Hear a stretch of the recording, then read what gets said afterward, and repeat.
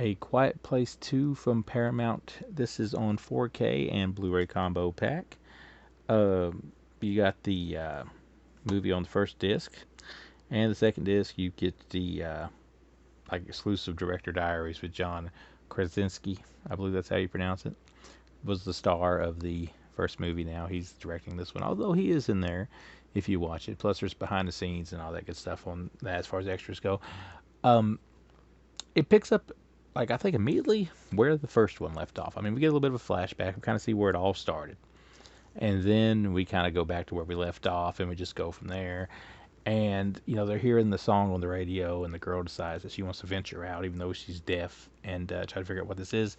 And the new fellow that they run across, it's kind of like helping them, ends up having to go and get her. And that's the plot there. Meanwhile, the mother and the son with the newborn baby are standing behind in the new hiding place and dealing with what they're having to deal with there.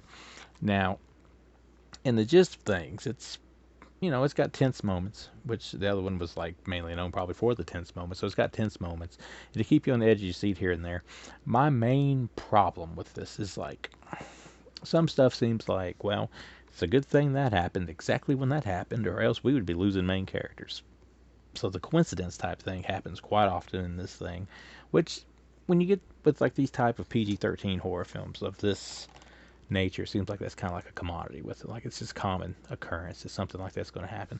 So there's times when people are like, well, how are they going to get out of this? Oh, well, just the right thing happens at just the right time, and now they're out of it. So that is a problem.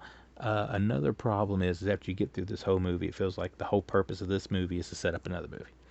I mean, it has a starting point and it has a finish point, but the finish point doesn't necessarily feel like a good solid finish point, if you know what I'm saying.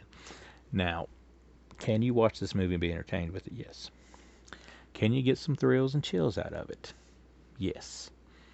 Does it seem like it's anywhere near as good as the first one was? No.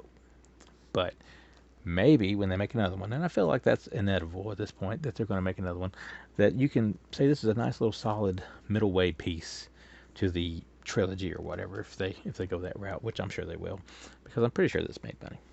But outside of that, it's a good little watch, but when it's over, unless you're just checking the time, which is not that long, but if you're just checking the time and you expect it to be over, you're just going to be kind of like, well, that's it.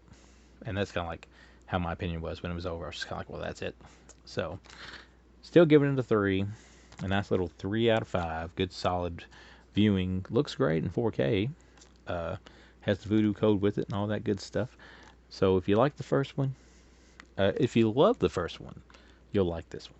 If you didn't like the first one, then you probably won't like this one. But I like the first one quite a bit, and this one here just falls in line behind it. But that's The Quiet Things Part 2 out right now from Paramount. Go and check it out.